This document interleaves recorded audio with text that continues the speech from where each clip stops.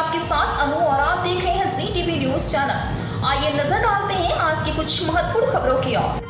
बौद्धिक संपदा अधिकारों और इसके घटकों जैसे ट्रेडमार्क, पेटेंट, कॉपीराइट, डिजाइन आदि के बारे में जागरूकता फैलाने के लिए प्रतिबद्ध एक गैर लाभकारी संगठन मार्क पेटेंट ORG ने इस महीने की 10 तारीख और 11 तारीख को अंतर्राष्ट्रीय संपत्ति अधिकारों पर अपना 17वां अंतर्राष्ट्रीय सेमिनार आयोजित किया है। इस अवसर की थीम टीपी बिजनेस ग्रोथ के लिए पावर हाउस है। दुनिया के वक्ता बौद्धिक संपदा अधिकारों के महत्व और व्यवसाय विकास में उनकी महत्वपूर्ण भूमिका पर प्रकाश डालते हुए कागजात प्रस्तुत करेंगे। इंडियन ड्रग मैन्युफैक्चरर्स एसोसिएशन के राष्ट्रीय अध्यक्ष और सागा लाइफ साइंसेज लिमिटेड के प्रबंधक निदेशक डॉक्टर पहले दिन यानी 10 तारीख को सेमिनार में विरंची शाह मुख्य अतिथि होंगे। पेश है अहमदाबाद से नीता लिंबाचिया की खास रिपोर्ट। હું ડોક્ટર વિરંચી શાહ છું, ઇન્ડિયન ડ્રગ મેન્યુફેક્ચરર્સ એસોસિએશન IDMAનો નેશનલ પ્રેસિડેન્ટ છું। આજે આપણે અહીંયા ભેગા થયા છીએ માર્ક્સ એન્ડ પેટન્ટ્સની 17મી ઇન્ટરનેશનલ કોન્ફરન્સના ભાગરૂપે।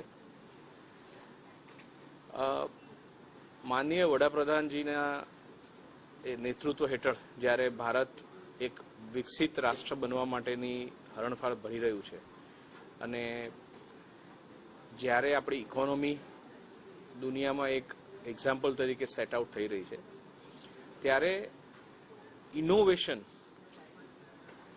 એક બહુ મહત્વનો ફાળો આપશે। ઇનોવેશનથી ના કેવળ એક આપણી ઇકોનોમીને વેગ મળે પણ એક સામાન્ય નાગરિકને ઘણા બધા ઇનોવેટિવ કોસ્ટ ઇફેક્ટિવ પ્રોડક્ટ્સ એની પાસે આવે અને આપણી જે ક્વોલિટી ઓફ લાઈફ છે ઇમ્પ્રૂવ થાય। આ આખી જર્નીમાં પેટન્ટ્સ એક બહુ મહત્વનો સપોર્ટ આપી રહ્યું છે। સારા ઇનોવેશનને, સારા રિસર્ચને, સારા પેટન્ટ રાઇટર્સની, સારા લોયર્સની જરૂર પડે છે। તો આખી જર્નીમાં, આ ભારતની જર્નીમાં આપણા જે પેટન્ટ્સના એટોર્નીઝ છે, લોયર્સ છે, જે ઇન્ડસ્ટ્રીને, ઇકોનોમીને, દેશને સપોર્ટ કરી રહ્યા છે તેને આજે અહીંયા ભેગા કરવાનો એક સરસ અભિગમ છે અને આ અભિગમને ભારતની ઇકોનોમીને, ભારતના સામાન્ય નાગરિકને, ઇન્ડિયન ફાર્માસ્યુટિકલ ઇન્ડસ્ટ્રીને બધાને ઇનોવેશન પર ફોકસ કરી અને ગ્રો કરવા માટે એક સારો સપોર્ટ મળશે। અદમીન બુચ છું અને પેટન્ટ અને IPRના ફિલ્ડમાં રાષ્ટ્રીય કક્ષાનો નિષ્ણાત છું અને માર્ક પેટન્ટ જોડે અમે વર્ષોથી જે આ 17મો ઇન્ટરનેશનલ સેમિનાર થઈ રહ્યો છે, પહેલો સેમિનારથી અમે લોકો જોડે છે। એ વખતે હું જીટકોન MD હતો, એટલે પેટર્નના ફિલ્ડમાં હું વર્ષોથી કામ કરી રહ્યો છું। એકચ્યુઅલી તમે આ સવાલ બહુ સાચો પૂછો, કારણ કે આ ઇન્ડિયાનું, ભારતનું એક લેન્ડમાર્ક રહ્યો છે। આટલા વર્ષો પછી પહેલીવાર આપણે 90,000 પેટન્ટ ફાઇલ થયા છે ભારત દેશમાં 2023ના વર્ષમાં। છેલ્લા કેટલા વર્ષોથી લગભગ દર વર્ષે 45, 50, 55,000ની આજુબાજુ આંકડો ચાલતો હતો। આપણે પહેલીવાર ઓલમોસ્ટ 1 લાખ પેટન્ટની નજીક જઈ રહ્યા છે, એટલે આપણા માટે બહુ મોટી સિદ્ધિ છે। અને આ પેટન્ટ એક ખાલી નંબર નથી, આપણે ડોક્ટર વિરેનજી સાહેબે કીધું પ્રમાણે એક પેટન્ટ એટલે એક ઇનોવેશન।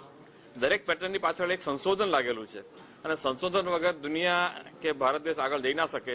એટલે હવે આપણે જે વિકસિત ભારતની વાત ચાલે છે એમાં એક પેટન્ટ એક મોટું પરિમાણ થઈને આવ્યું છે। 90,000 પેટન્ટ એ નાની વસ્તુ નથી। આપણે કહીએ કે અમુક દેશો વધારે કરે છે, આપણે નથી જવાનું। આપણે કેટલા આગળ વધી રહ્યા છે પેટન્ટના ફિલ્ડમાં અને કોણ પેટન્ટ ફાઇલ કરાવે છે? એ પેટન્ટ એવા લોકો ફાઇલ કરાવે કે જે લોકો ખરેખર બિઝનેસને, ઇન્ડસ્ટ્રીમાં આગળ વધવા માંગે છે, એના પેટન્ટ ફાઇલ થયા છે। એટલે આ એક આપણે નોંધ લીધી જોઈએ કે હવે આમાંથી પાછળ નથી જવાના, આગળ જ જવાના છે। 90,000 પેટન્ટ એ આપણે એક લેન્ડમાર્ક સિદ્ધ કર્યું છે અને હમણાં આગળ વધી રહ્યા છે આપણે। હું ડૉક્ટર ઓમકાર આચાર્ય છું, ટ્રસ્ટી છું markpatent.org ઓર્ગેનાઇઝેશનનો અને અમે ગયા 25 વર્ષોથી ઇન્ટેલેક્ચ્યુઅલ પ્રોપર્ટીના અવેરનેસના પ્રોગ્રામ્સ કરીએ છીએ। ફક્ત અમદાવાદમાં નહીં બટ આખા ગુજરાતમાં, આખા ઇન્ડિયામાં જ્યાં જેને અવેરનેસની કે નોલેજની જરૂર હોય તો અમારે ત્યાંથી વી મેક શ્યોર કે સફિશિયન્ટ ઇન્ફોર્મેશન મળે અને પ્રોપર સ્પીકર્સ અમે અરેન્જ કરી આપતા હોઈએ છીએ।